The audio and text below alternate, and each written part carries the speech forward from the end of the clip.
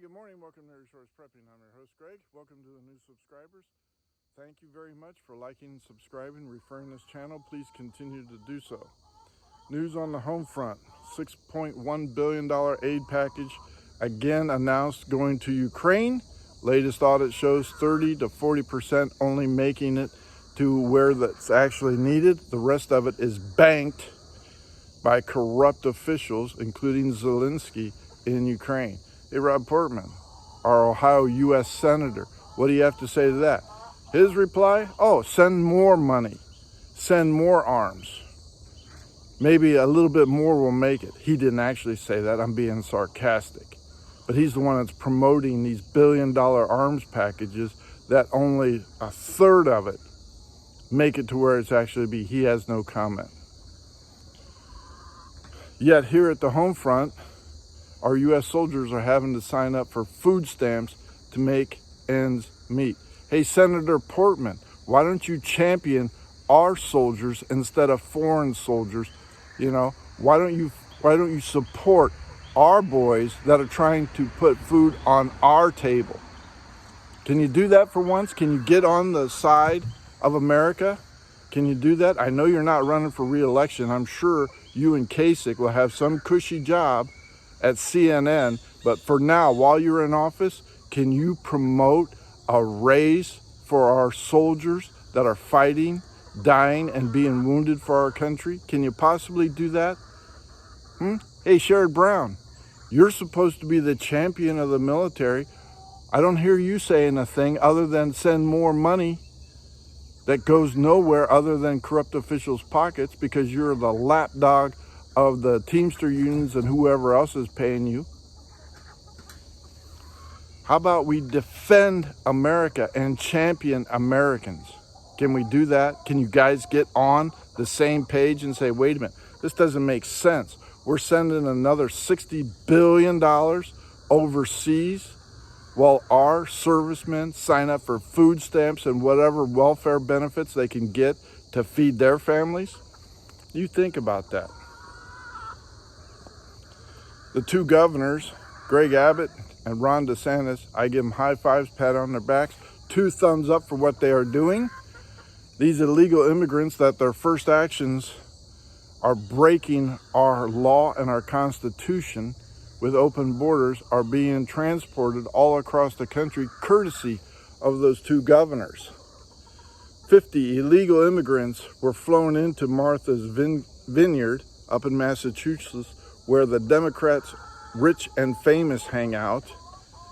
And you see that shyster lawyer always on TV saying, Trump can't do this, he can do this, talking out both sides of his mouth while he's promoting his own book, where he hangs out with all the rich Democrats. That is exclusive. 50 illegal immigrants showed up there, and it's supposed to be a sanctuary city. They declared a state of emergency. They're asking for federal funds, taxpayer dollars, to support the 50 illegal immigrants that arrived on Martha's Vineyard. 50.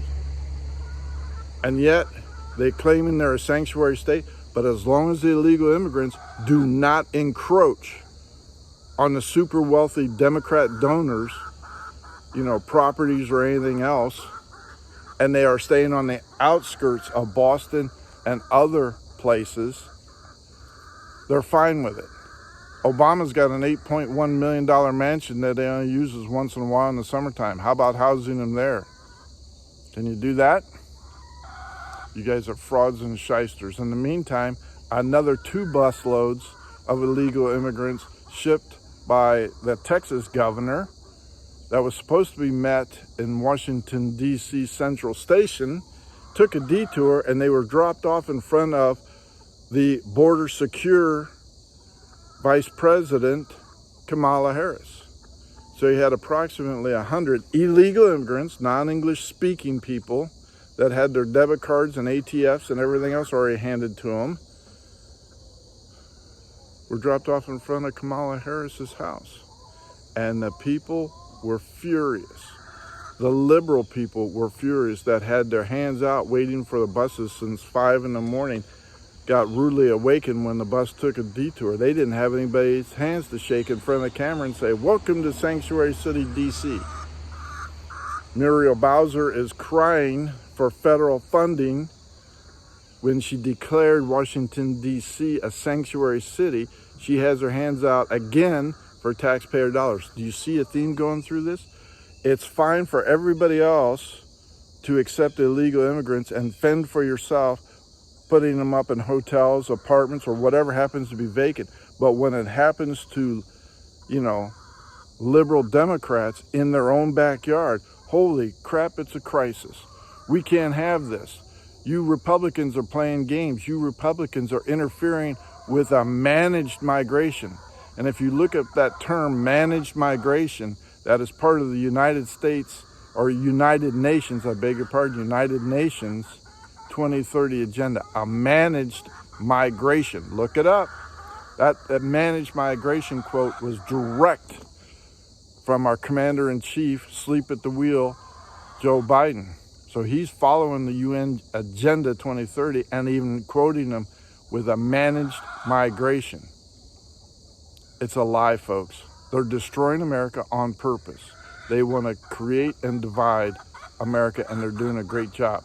We're still waiting for a comment on our Ohio representative, Tim Ryan, who made an open statement on MSNBC saying we must confront and kill.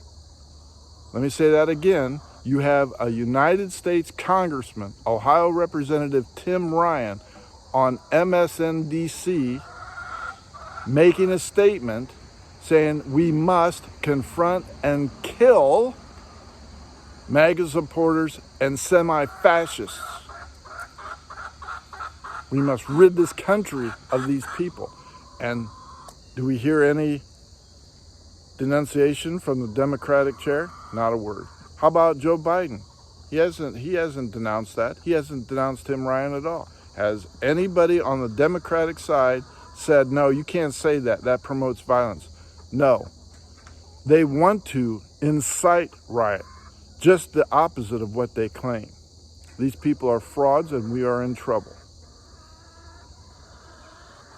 Yesterday I was shopping at one of the DIY stores and there were two illegal immigrants sporting the Nicaraguan flag shirts with an interpreter showing them around with their newly minted debit cards and their Home Depot cards so they could do some work, construction work. Wonder who they're working for. Wonder how much they're getting paid.